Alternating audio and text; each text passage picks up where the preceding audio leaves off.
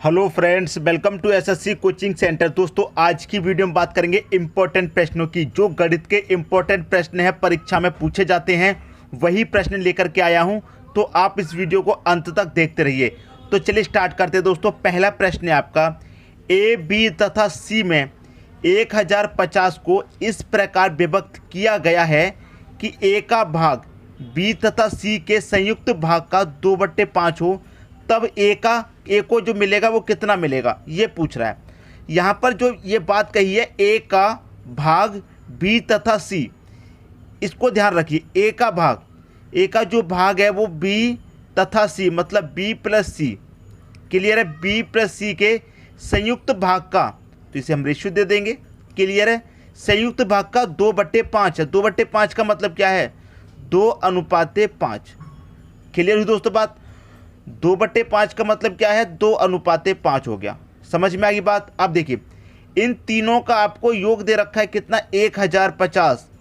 तीनों का योग दे रखा है 1050। मैंने क्या बताया? जब आपको योग दिया जाएगा तो आप अनुपातों का भी योग कर लीजिए। तो 2 और 5 कितना हो जाएगा? 7।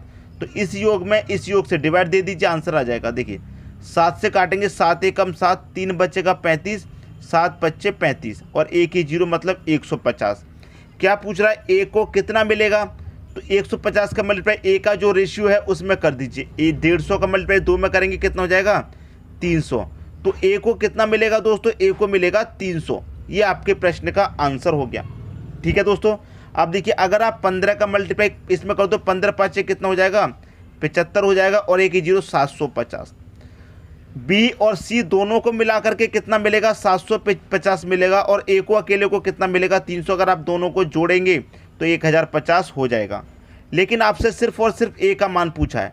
ठीक है, तो 300 किस ऑप्शन में है? ए का मान बी ऑप्शन में है। बी ऑप्शन हो जाएगा आपके प्रश्न का सही आंसर।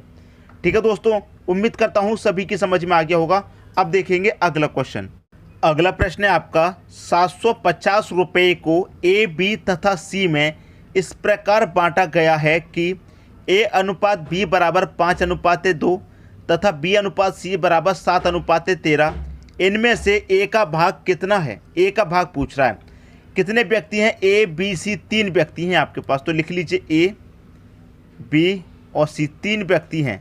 ठीक है, और इनका रेशियो कितना दे रखा है? ए और बी का रेशियो 5 और 2, मतलब ए का कितना है? 5 और बी का कितना है? 2। ये इनका रेशियो हो गया। अब बाद में क्या करा है? बी और सी का रेशियो 7:13। देखिए, बी का पहले रेशियो कितना था? 2। बी का एक और रेशियो दे रखा है 7। तो बी के नीचे बी का रेशियो लिखेंगे, तो 2 के नीचे लिखेंगे 7, बी के नीचे बी का रेशियो। सी का रेशियो कितना दे रखा है? 13। अब जब दूसरी लाइन यहाँ पर चालू होगी तो इसी लाइन में लिखेंगे सी के नीचे सी का रेशियो। सी का कितना है? 13, तो यहाँ लिखेंगे 13। सी का रेशियो 13 है तो यहाँ लिख दिया। क्लियर हुई दोस्तों बात? सबका लिख लिया। अब देखिए, यहाँ पर एक जगह खाली है, यहाँ पर एक जगह खाली है। जब खाली जगह होती है तो उसके बराबर वाली संख्या वहाँ पर लिख देते हैं 2, और यहाँ पर बराबर में कितना है? 7 लिख दिया। अब देखिए, हमने यहाँ पर 2 लिखा, इसके बराबर में 2 है। आप कहेंगे 13 भी तो है, 13 भी लिख सकते हैं, नहीं लिख सकते। ये वाला हमारा सही फॉर्म है, इस तरीके से लिखते हैं बराबर वाली। इस तरीके से लिखेंगे तो वो गलत हो जाएगा। समझ में आ गई बात? अब इनका मल्टीप्लाई कर दो नीचे ऊपर। 7 पच्चे कितना हो जाएगा? 35 रेशियो, 7 दूने का 14 रेशियो, 13 दूने का 26। ठीक है, अब देखिए, तीनों का योग कितना है? 750 है। तीनों का योग कितना है? 750। और जब योग दिया जाए तो मैंने क्या बताया? अनुपातों का भी योग कर लीजिए। तो 35, 14, 26 का योग कर लेंगे। 26 और 14 40 हो जाएगा। 40 में 35 जोड़ेंगे 75। तो इस योग से इस योग में डिवाइड दे दीजिए, कितनी बार जाएगा? 75 से 75 एक बार में कटेगा और 1 ही 0, मतलब 10 बार में पूरा कट गया। आपसे क्या पूछ रहा है? ए का भाग कितना है? तो ए का रेशियो कितना है? 35। तो 10 का मल्टीप्लाई 35 में कर दीजिए। 35 का 1 में करेंगे तो 35 ही रहेगा और 1 ही 0 आ जाएगा, मतलब 350। तो ए का भाग पूछ रहा है कितना है? 350 है। 350 आपका डी ऑप्शन में दे रखा है, यही सही आंसर हो जाएगा।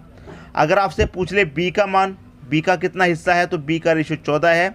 10 का मल्टीप्लाई 14 से करेंगे। सी का पूछ ले तो 26 से करेंगे। उम्मीद करता हूँ किसी को कोई डाउट नहीं होगा, सभी को प्रश्न अच्छे तरीके से समझ में आ गया होगा। अब देखेंगे अगला क्वेश्चन।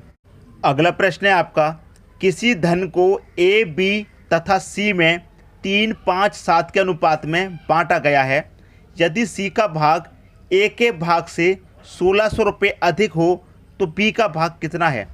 3 व्यक्ति हैं ए बी सी, तो लिख लीजिए यहाँ पर ए बी और सी, 3 व्यक्ति हैं दोस्तों आपके पास, और तीनों का रेशियो है 3 5 7, 3 5 और 7, ये तीनों का रेशियो है। ठीक है, अब यहाँ पर कह क्या रहा है कि सी का भाग ए के भाग से 1600 रुपये अधिक है।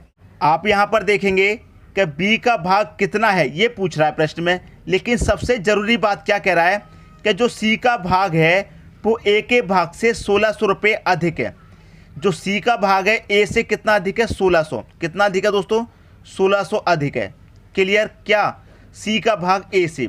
अब रेशियो में देखिए कितना अधिक है, जो सी है वो ए से कितना अधिक है रेशियो में, आप कहेंगे 4 अधिक है।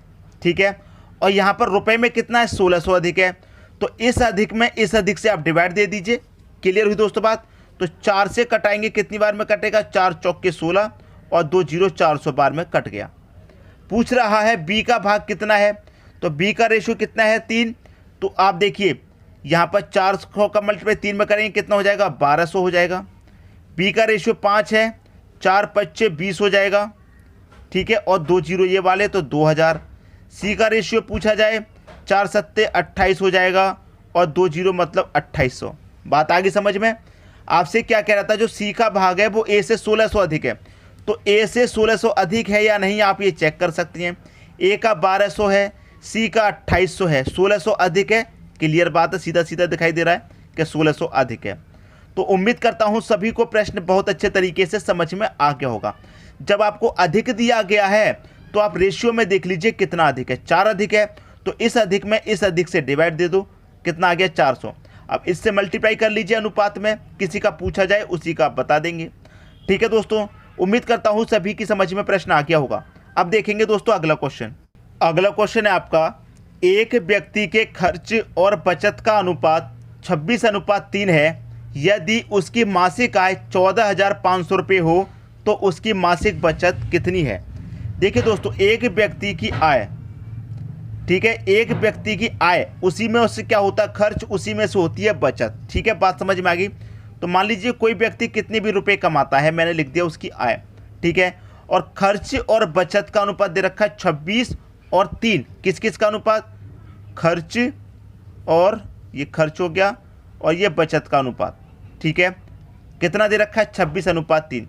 खर्च का अनुपात 26 है, बचत का अनुपात 3 है, लिख लिया। ठीक है, और उसकी मासिक आय कितनी है, 14,500। ये जो आय है ये कितनी है, आय है दोस्तों 14,500 दोनों मिला करके। ठीक है, आय कितनी है, 14,500। क्लियर। अब देखिए जब आपको योग दे रखा है 14,500, देखिए योग क्या होता है, खर्च और बचत दोनों क्या होता है, योग के बराबर, इसके आय के बराबर होता है। अगर आप खर्च और बचत दोनों को जोड़ेंगे तो आय के बराबर होता है, इतनी बात आपको पता है। तो यहाँ पर योग दे रखा है 14,500 और दोनों का योग कर लीजिए, कितना हो जाएगा, जब योग दे रखा है तो योग कर लेंगे, 26 और 3 कितना हो जाएगा, 29। तो इस योग से इस योग में डिवाइड दे दीजिए। 29 से 145 कटेगा 5 बार में, और 2 जीरो का मतलब 500। क्लियर है। 500 का मल्टीप्लाई 26 में करेंगे, 500 का मल्टीप्लाई 3 में कर देंगे। जो पूछा है हमें बता देना है।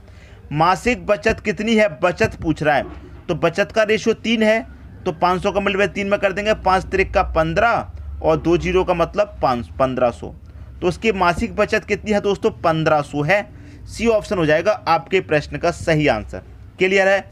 अगर खर्च पूछ ले उसका खर्च कितना है, तो 500 का मल्टीप्लाई 26 में कर देंगे, खर्च निकल के आ जाएगा। उम्मीद करता हूं सभी को प्रश्न बहुत ही अच्छे तरीके से समझ में आ गया होगा। अब देखेंगे दोस्तों अगला क्वेश्चन। अगला क्वेश्चन है आपका, 1470 रुपये ए बी तथा सी में इस प्रकार वितरित किया गए हैं कि प्रत्येक भाग में से 50 रुपये कम करने पर इनके भागों का अनुपात 1:3:2 है। सी द्वारा प्राप्त धन कितना है। 3 व्यक्ति हैं दोस्तों, ए बी और सी। ठीक है दोस्तों, 3 व्यक्ति हैं आपके पास। अब तीनों व्यक्तियों का जो अनुपात दिया गया है वो कब का है, 50 रुपये कम करने के बाद का है। अनुपात कितना है, 1:3:2। ठीक है, 50 रुपये कम करेंगे तीनों के, उसके बाद का अनुपात है। ठीक है, टोटल योग कितना है दोस्तों, 1470 रुपये है टोटल योग। अब टोटल योग 1470 है तो हमें क्या करते हैं, जब योग देता है तो अनुपातों का भी योग करके डिवाइड कर देते हैं। लेकिन अभी ऐसा नहीं करना। क्यों नहीं करना? क्योंकि जो अनुपात है वो दे रखा है, हमें क्या करना है कि प्रत्येक भाग में से 50-50 रुपये कम करने हैं। मतलब इसके भी 50 रुपये कम, इसके भी 50 रुपये कम और इसके भी 50 रुपये, तीनों के 50-50 रुपये कम करेंगे तो इस योग में से टोटल कितने कम हो जाएंगे? 150 कम हो जाएंगे। क्लियर है? 50 रुपये कम करने के बाद का अनुपात है, तो तीनों के 50-50 रुपये कम करेंगे तो 1470 में से 150 कम कर दीजिए, कितना बचेगा? ये बचेगा आपका 1320। क्लियर है? 1320 बचा। अब हमें अनुपात का योग कर लेना है। अब हमारे पास सही योग है 1320। जब योग है तो अनुपातों का योग करो, 1 3 4 2 6, तो इस योग से इस योग में डिवाइड दीजिए, कितनी बार जाएगा? 6 दूने का 12, एक बचेगा 12, 6 दूने का 12, 1 ही 0, 220।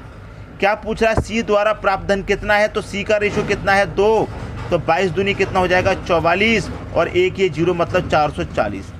कितना आंसर हो जाएगा? 440 हो जाएगा। सी को कितना धन प्राप्त होता है? 440।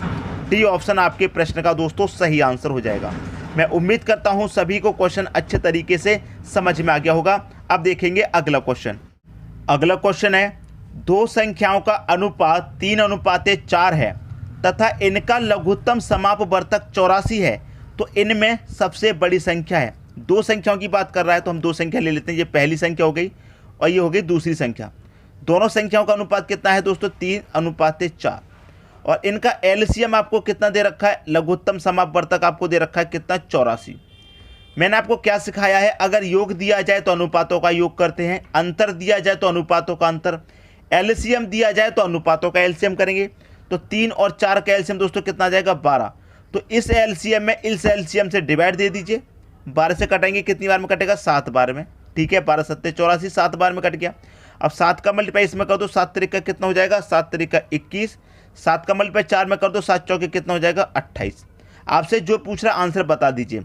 पूछ रहा है इनमें सबसे बड़ी संख्या है, तो जो अनुपात में बड़ा होगा वही सबसे बड़ी संख्या। अनुपात में बड़ा 4 है तो 4 से मल्टीप्लाई करने पर कितना? 28। तो 28 बड़ी संख्या आपको पता है। 21 और 28 में बड़ी संख्या क्या है? 28। तो पहला ऑप्शन हो जाएगा आपके क्वेश्चन का सही आंसर। उम्मीद करता हूं सभी के समझ में प्रश्न अच्छे तरीके से आ गया होगा। अब देखेंगे अगला क्वेश्चन। अगला क्वेश्चन है, दो संख्याओं का लघुत्तम समापवर्तक 48 है। यदि वे संख्याएं 2:3 के अनुपात में है तो उन संख्याओं का योग कितना होगा? योग की बात की है इस बार। दो संख्याओं का, ये पहली संख्या हो गई, ये दोस्तों दूसरी संख्या हो गई। दोनों का अनुपात है 2:3। 2:3 दे रखा है और इनका एलसीएम कितना दे रखा है? एलसीएम की बात करें तो एलसीएम है दोस्तों 48। जब आपके पास एलसीएम है तो अनुपातों का भी एलसीएम कर लो। 3 दूने का कितना एलसीएम आ जाएगा? 6। तो इस एलसीएम से इस एलसीएम में डिवाइड दे दिए। 6 से कितनी बार जाएगा? 6 8 48, 8 बार में कट गया। ठीक है, 8 का मल्टीप्लाई इसमें कर दो, 8 दूने का 16, 8 त्रिक का कितना? 24। आपसे क्या पूछ रहा है? उन संख्याओं का योग, मतलब संख्याएं तो हमने पता कर ली, इनका योग पूछ रहा है। तो योग पूछ रहा है तो जोड़ दीजिए। 16 और 24 कितना हो जाएगा? ये हो जाएगा 40। ये आपके प्रश्न का सही आंसर हो गया। 40 किस ऑप्शन में है? सी ऑप्शन में 40 दे रखा है, तो यही हो जाएगा आपके प्रश्न का दोस्तों सही आंसर। तो मैं उम्मीद करता हूं सभी की समझ में प्रश्न अच्छे तरीके से आ गया होगा। दोस्तों यदि वीडियो पसंद आया तो लाइक करें और दोस्तों में भी शेयर करें। यदि आपने हमारे चैनल को अभी तक सब्सक्राइब नहीं किया है तो कर लीजिए और बेल आइकन का बटन भी दबा दीजिए दोस्तों। धन्यवाद।